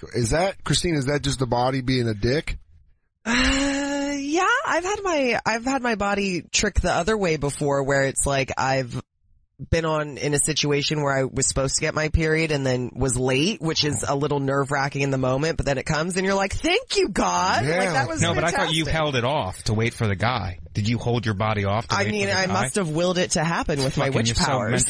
You're mentally tough. Yeah, they go. It's called mental toughness, where I come from. Don't bleed. At the same time, I'm like, I gotta drink this baby out of my body. That's when you can just quote Predator, where they're like, are we gonna fuck? She's like, I ain't got time to bleed. I need this dick. No, but after she says she's on her period, then it's like, okay, what day? Are you on day one? That's a new pussy thing. Nobody wants to fuck old pussy on its period. Yeah, dude, that's so funny. Day two is like in the That's true. A girlfriend that's like, I'm on my period, you're like, all right, 3 days from now we'll fuck. But when you just meet a girl. Are you kidding? Nah, you gotta go through that. Day two, you're like, all right, let's give it a rest on day 2, because it's in Vietnam down there. Yeah. But day 3, day 4. I don't stop for anything. Oh, Lord. No. You just keep advancing? I got a whole drawer full of old shirts just for such an occasion. Jesus Christ. Christ. Just put them you down. have a rag drawer? You would hurt. Oh my God. Louis goes, not a big deal at all. My friend Louis is a goddamn animal. He goes, I got this t-shirt from the Funny Farm. Just lay right on it. We'll just blast it out. Don't worry, it's a dead club in Atlanta. I take the blood, I put it under my eyes, like I'm fucking playing a night game. Louis goes, oh, perfect. Let me go to my bottom drawer. Well, the worst is when I've used a shirt and then I put it on not knowing it, and then I'm out and I'm like, oh, this is not a cool shirt. Dude, you have to. You have to sort your shit better. I wouldn't want to be at the grocery store and be like, what smells like bloody pussy? Oh, this is my shirt. Oh, this is my period fuck shirt. Yeah. You go to your laundromat. Do you guys get blood out? Like very fertile blood? You're like, don't worry, I didn't murder a woman. I'm doing the opposite. I'm killing her with this dick. All right, we'll see you soon. I did that once when I was on the road. I was crashing at these people's place. All these circus performers were staying in this house, along with a comedian house. I was in England, and all the comedians were off in Edinburgh, and there were just circus performers there. I left for the week, and I came back, and I left my fancy travel towel there, and someone had jizzed on my travel towel. Okay, that was one of the acrobats. He found it to be funny to sling his jism onto your towel. I mean, they're circus people, so that does kind of make sense. I know. Also, I heard if you eat circus cum, you get special powers. So that's just what I was told on the roadside. That's just what someone I met at a truck stop in the circus told me. Louis ate the circus cum. Now he walks the high wire with no problem. Now he has no fear of heights. Eat circus cum. Grow hair where you couldn't. Don't be afraid. It's just the depraved fucking circus barker. Wow, you work a different road than the rest of us. Yeah, what kind of fucking I'm crashing with these circus people. Okay, I wipe my face, cum all over the rag. Wow, what road are you? Who's your agent? The worst part is it's true, like the weird Jew neuroses meet up together. Because I'm a germaphobe, so I hate that this guy jizzed on my towel, but I just fucking bought this towel. Yeah. And it's so expensive to go to a laundromat in England, but my next stop is Amsterdam. Yeah. So I'm like, you know what? I'm going to take this towel. I'm going to get it washed in Amsterdam.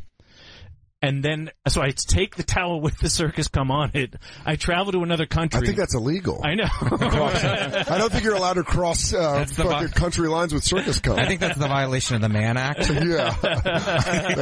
I think that's, I'm going to use my criminal justice degree here. This looks that's here. the Mann Act. This looks here like it's lion tamer cum. You can't have that out of the vicinity.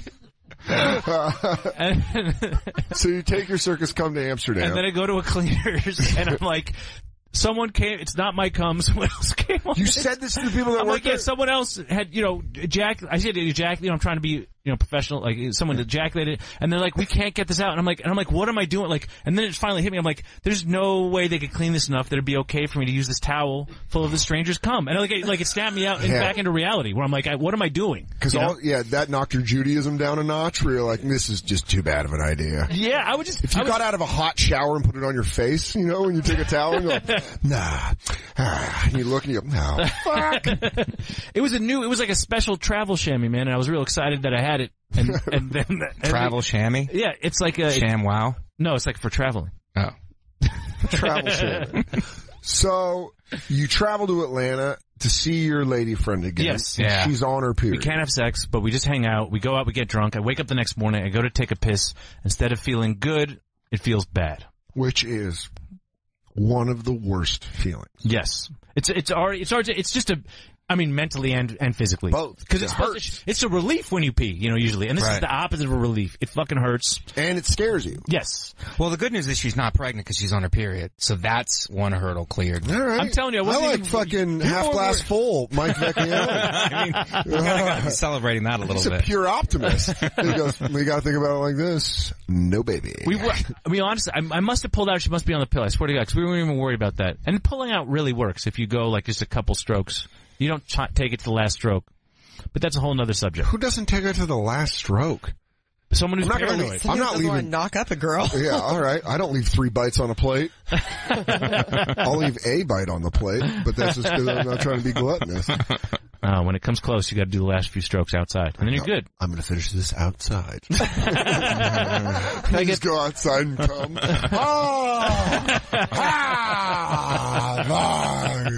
Maybe that's what the circus guy did on your towel. Pulled it out, shot it on your towel. And he made circus noises. He went, yep, got that towel.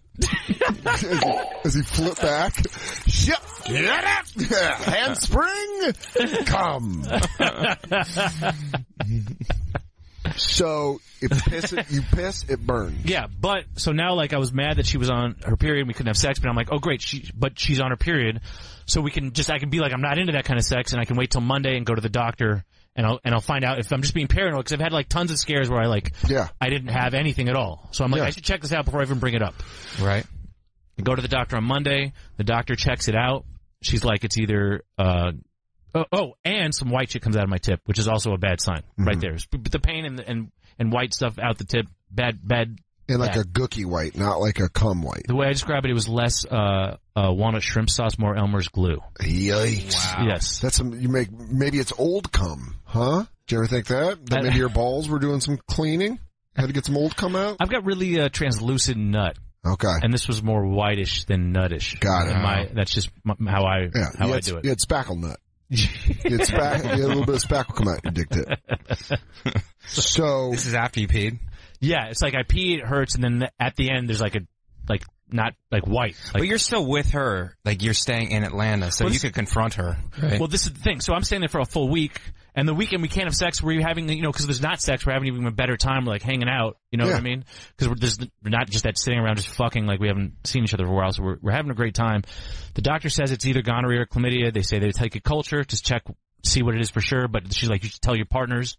I take her to lunch. We get some biscuits.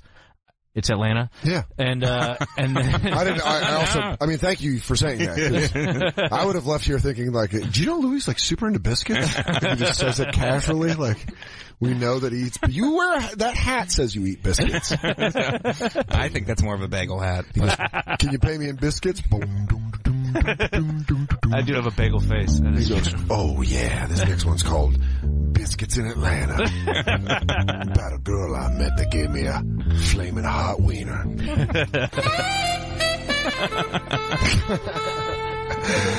Erotic stories with Louis Katz.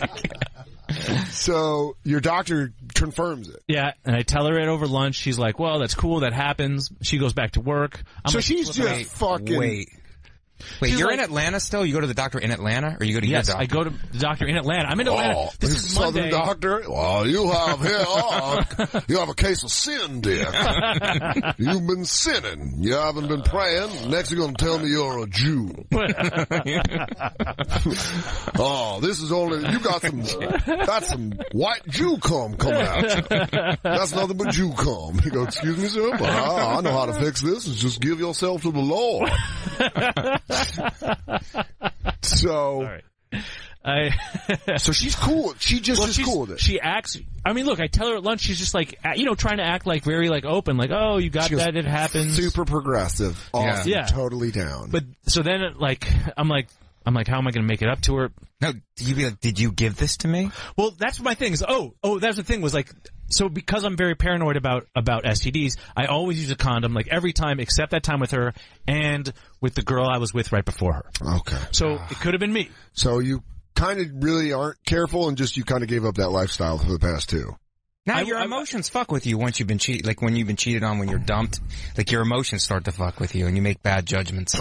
Yeah, it was just I don't know why, it just happened, just happened to happen like that. That girl, it broke with that girl. The first one, yeah. Got it. Now I remember, because I remember her being mad at me because then we had to get the day after pill. That came back to me very quickly. Okay. Yeah. So, but you were 2 for 2 for raw dog. So yeah, so I don't know if she gave it to me, I don't know if I gave it to her, but I'm still so into her, so she gets back at the end of the day, and I decide I'm gonna surprise her, and I give her a bouquet of flowers, and I'm like, here's a sorry I gave you an STD, I think I'm falling in love with you bouquet. Wow. They have that in edible arrangements? It's a selection below Valentine's Day. It was real stupid. I think worse than giving her this STD thing was saying that I loved her. This is the second time we've hung out, and I'm telling her I'm thinking I'm falling in love with her. Yikes. Yeah, huge mistake.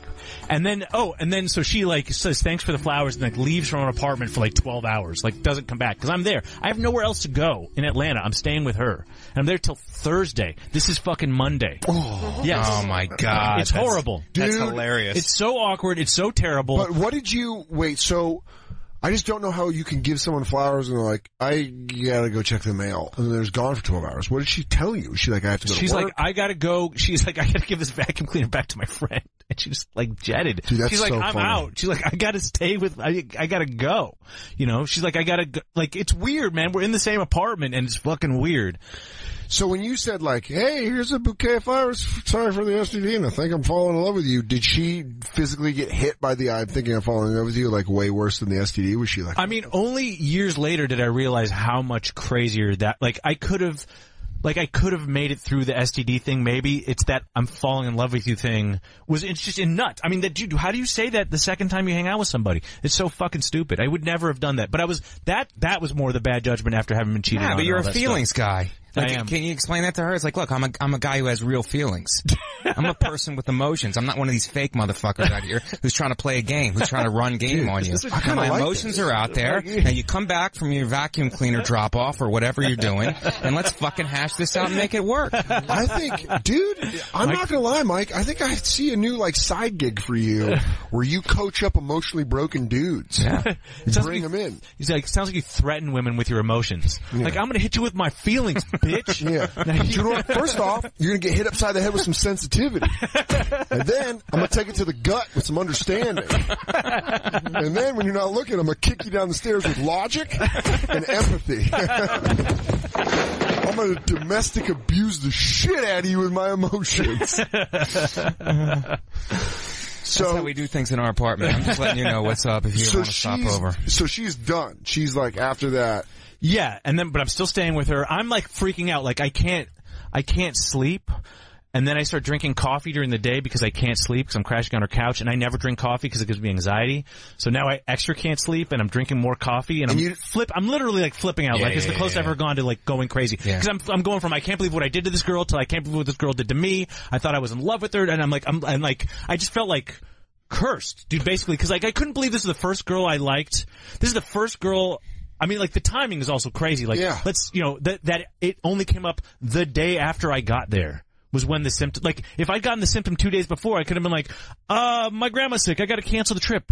But it happened that fucking day. I felt What was like the time period in between you seeing each other? Probably a month or so. So, did you fuck the other girl in between that? No, I was just into this girl. Like, I didn't want to see that girl anymore because it bummed me out to see her because I didn't feel anything for her. I like this girl. And you didn't have anybody else in Atlanta that you knew? She was the only one? She was the only person I knew. I mean, dude, there's so many things I would have, in retrospect, I would have not said I love you. I would have got another place I would have found a way to stay somewhere else. I would have left. I would have bought an early flight and got the fuck out of there, man. Yeah. I just didn't do any of those things. You stayed the whole time. Dude, I stayed till Thursday. I stayed 4 more days in her fucking apartment. That's on you at that point where she's like, get the fuck out of here. Yeah. You fucking clingy, diseased asshole. Then, the day before I'm about to leave, I get a weird phone call. It's the hospital. The results from the culture came back negative for chlamydia, negative for gonorrhea. It was just a case of urethritis, which isn't even sexually transmitted. Dude, that's so awesome. Were you doing cartwheels around her apartment? I was so fucking happy. She walked back in, you're holding a 6-pack, and you go, this 6-pack's for not giving you anything. And I don't love you anymore, so let's get to the dickin'. No. But that was the thing. I was like, I called, told her the good news. I'm like, let me take you to dinner tonight. Let's smooth this all out. And then I decided, she was way into video games, and she had a Nintendo Wii that someone had taken from her, and so it was like when Nintendo Wii was hot. Yeah. So I'm like, I'm gonna buy her a new Nintendo Wii and give it to her in her place. Which is like also crazy to spend that kind of money on. Insane moves. As a video game fan, it is very nice.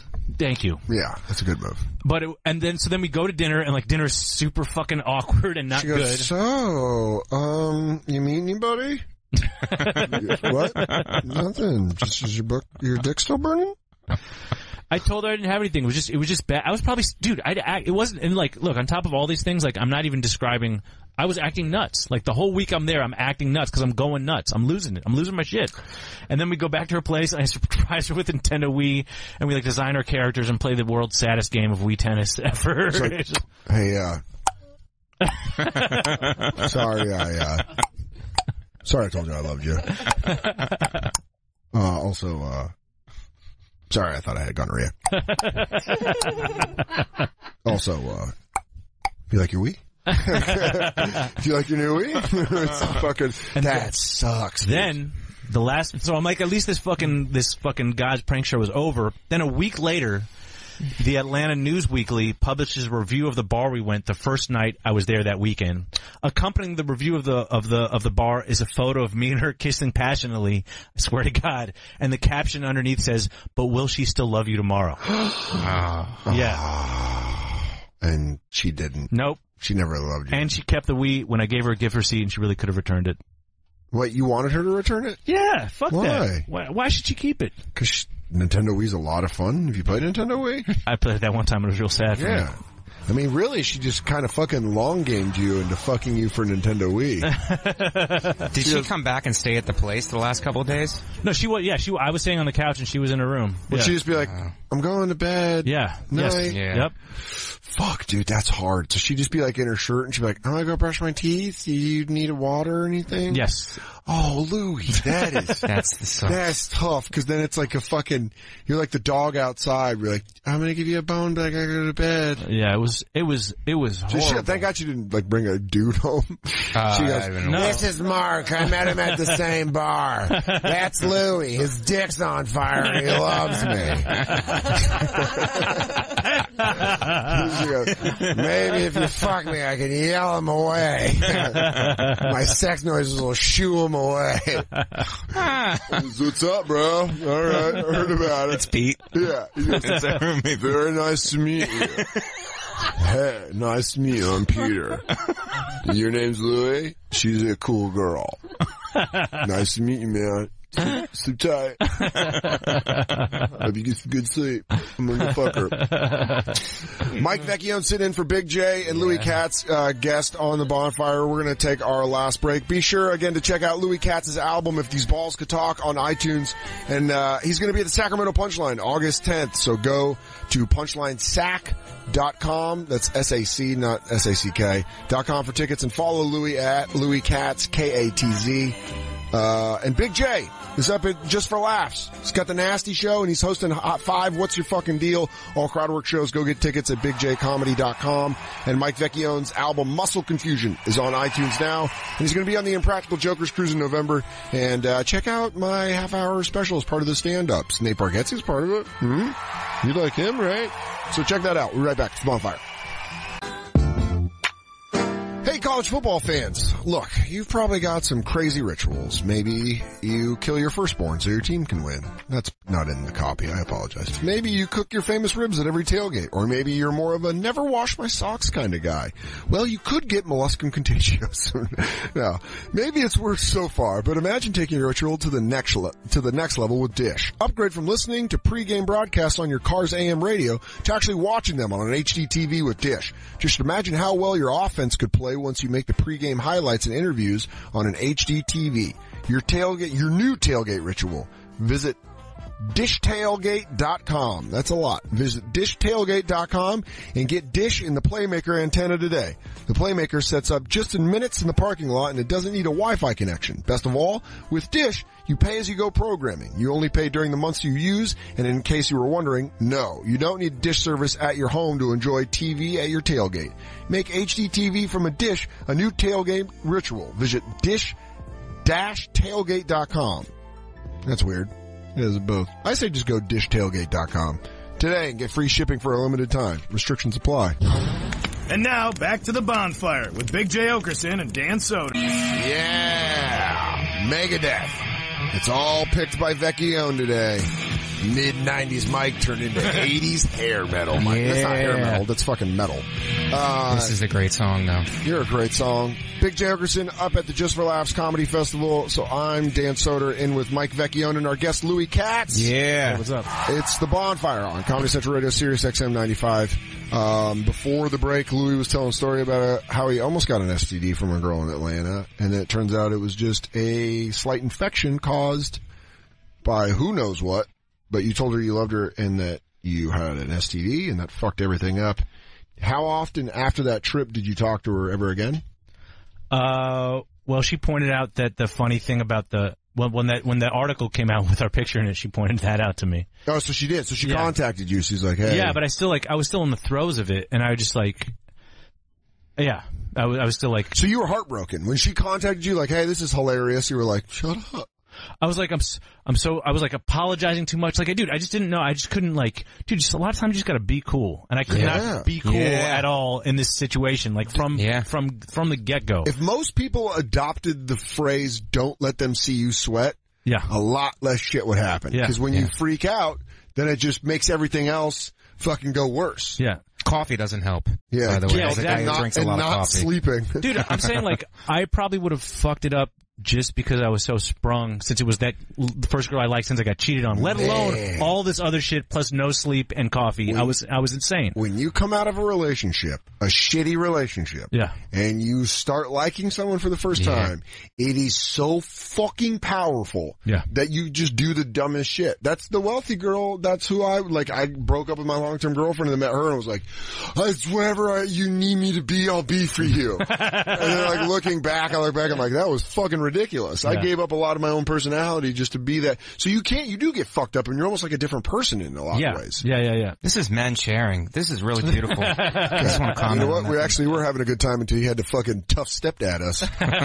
What are you pussies talking about your feelings? Hey, mow the lawn tomorrow morning. It's going to rain in the afternoon. It's okay to be vulnerable. I usually just work my core to get it out. Do a lot of power cleans, a lot of pull-ups. Mike does this workout at home. That is the most terrifying thing I've ever seen in my life. What does he do? I don't know. It's a 45-minute workout. We're on the road together. I'll put you through it, dude. He won't do it in front of me. Nope. But what he will do... It's embarrassing. There's a lot of squealing going on. I swear to God, he goes in my old bedroom, the windowless one, that's just a closet now, and he just shuts the door, and I'll be playing like PlayStation, you just hear like, and I'm like, what the fuck is happening? It's a painful workout. It's a very painful workout. And then he just opens the door and he's like, I'm done. After like 30 minutes, he's like, no. Actually, I'm just in there looking at old pictures in the yearbook and stuff as I'm going through my past. Yeah, all the girls that broke your heart. Yeah. It's crazy because it's just shit slamming around for fucking legitimately 45 minutes. Do you have weights or is it just all... Let's go to traffic on the ones. Christine, what's going on in the Belt Parkway? Sorry, these headphones finally got to me. Christine, let's go to weather. We got Mike Vecchione, our traffic correspondent. Mike, you're above the West Side Highway. What's going on up there? It's a little chilly today, Dan. We got a blockage on the park. Yeah, maybe you can be our new traffic correspondent. I really do want to do traffic. The man up traffic. There's a guy in the left lane being a pussy, not driving. Maybe he needs to stop talking about his emotions and just drive faster. So that girl sent you that picture of the article and was still like, hey, funny, right? And you're like, don't talk to me, you devil woman. I was like apologizing. I was like trying to apologize for how crazy I was.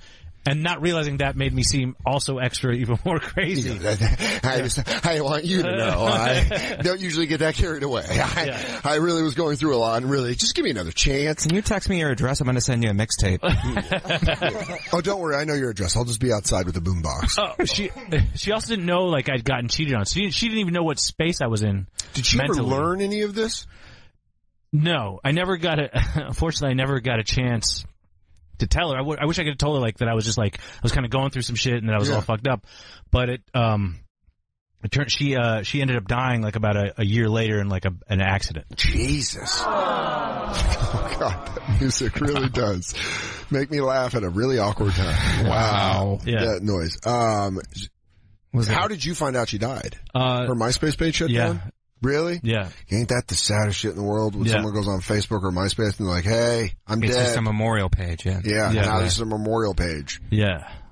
Which is like a way to be like, do you think you'd ever want to get out of a relationship enough that you would lie about that and have someone go on your Facebook and be like, Dan died? Just so like a girl stops. Play dead forever? Yeah, you just go, well, that's the internet age. I'm dead now. That's the new leaving your family. Where you're like, I've gone on to the other side. So it's weird when birthdays pop up. Yeah. And it's like your dead friend and you're like, all right. Dude, my friend's dead dad is like on Facebook friends with him. It's like, hey, Mike Sr., sorry you died. Yeah. Happy birthday. Do you guys erase the numbers of dead people from your phone? Nah, I keep it in. I had my dead aunt's cell phone number like up until like recently in my phone. And then I like changed it. When I changed to a different phone, it got deleted. But my dad texted me after he died. Really? Because they reassigned the number. Oh! Yeah. Fuck. So, but it came out as Dad. Who texted you? Why did he was on a group text, and he was like, "This is a new number. Could you please delete me?" And I was like, "Why don't you love me anymore?" Dude, if that guy could have just gauged the situation of what the group text was and then jumped in like double dutched, and that would have fucked a couple people on that thread up. Where you'd be like, "Hold the fuck on." I think they're texting from the other side. It does feel that way. You know what? Oh, sorry. No, what were you gonna say? It does feel that way. It's like really creepy. Like once, remember there's that, there's that other, it's all social media stuff. There's that other inbox in Facebook. Yeah, the other. Yeah. That you don't like only realize like a few years, you know what I mean? Like it's like, so it's all kind of stuff in there. And I'm going through it one day, I'm cleaning out and I see this nice girl's like, "Hey, I just want you to know, like I saw your show. I think you're so funny or whatever. You know, I thought your jokes were really great." I go to her page and I never wrote back to her. I respond to everyone who wrote me and she died since she wrote that. So I never got to write back to her. Did you say a prayer? I don't believe in that, but. Do you feel like if you were wrote her back, she wouldn't have died? Do you carry around the guilt that maybe you caused her death by not writing her back? I feel bad. I feel the only thing wrong when someone dies is that you have unfinished business. In this case, it wasn't that much unfinished business, but it was some. I wish. But she did die thinking you were crazy. Well, that girl died thinking I was crazy, and that other girl died thinking I was an asshole. So yeah, it just blew me off. I fucking stopped going on Facebook. I don't check Facebook ever. Really? Yeah, stopped. It's so much better. I go on Instagram. Rarely go on Twitter anymore. Dude, you forget that life was a lot simpler and you're addicted. It's like, it's addictive tendencies to like hitting that button and then it pops up and then you fucking wait. Fuck that shit, man. I'm cutting out Facebook. I like my family again. There's like people in my family where I'm like, I don't have to listen to your dumb opinions. I just see you once a year. That's probably all I want to handle out of you. Right. I go to like, when I go to write, I go to this writer's room and I put my cell phone in a locker, I lock it up and then I use an app to block the whole internet from my computer. That's the only way I can get work done. That's great. And I'm still like halfway through like going to the locker and like fucking look at my phone. It's a problem. I mean, just someone important text. Hollywood texted me. They want me to be famous now. They think I'm a genius now. Hollywood is calling. Yeah. They're like, oh, yeah, no, I'm telling you, man, Facebook, get the fuck out of it. Isn't Instagram just as bad? Don't you find yourself just scrolling? Pictures. Yeah, but you start I got to scrolling. watch Big J's camping with Ari and Bobby, and I got to watch like Bobby's Insta story. I watched Jay's cooking. It was, it was like, oh, hey, those are my friends. I like that. But it wasn't like, I think this should happen with healthcare. Yeah. It's just like me watching Bobby go, Dad, we got a fucking bat. We're by the fire. It was great. And then watching Ari be the dad of the group where he's like, all right, we're going to cook a little. And then it was like, that's why I like Instagram because it's pictures. I rarely feel shitty going on Instagram because then you just go look at dumb hot girls who are like, chew these gummy bears. They help my hair. And you're like, look at this dipshit. This hot dipshit. It's generally like just friends on Instagram too. Like I don't follow or have, a bunch of people that I don't know. But I follow like hood clips. I follow like classic wrestling. I follow all this shit where you just see some shit sometimes. You're like, oh, it made me happy. Twitter rarely makes me happy. Really? Twitter, I'll read like a good joke and I'll be like, I react to it like the way we do. Where you go, oh, that's a good joke. But then when it's like a little girl dancing before her food comes to the table, I'm like, this is hilarious. I don't know why. Maybe I'm just dumber, but I like Instagram more, and I feel like the other ones are just all cluttered with opinion and like, fuck you, and it's like, I don't want to fucking deal with that shit. I think it's all a time suck. That's what I think. It's all a fucking waste of time. Goddamn right. You heard it here first. It's all just a goddamn waste of time. Louis Katz, thanks for coming and hanging out. Vic Young. Thanks for having my back in the house and out of the house, bro. It was great, buddy. We're doing our live 2-year anniversary on Wednesday. Soprano Sea Room at the Hyatt Regency Hotel. Email us at thebonfiresxm@gmail.com if you want tickets. Black Lou, White Lou, Christine, Jacob, thank you for, we kept the ship on track while Jay was gone, but Papa Bear will be back tomorrow, and Wednesday will be live. Campers, see you tomorrow, or talk to you tomorrow. Crackle.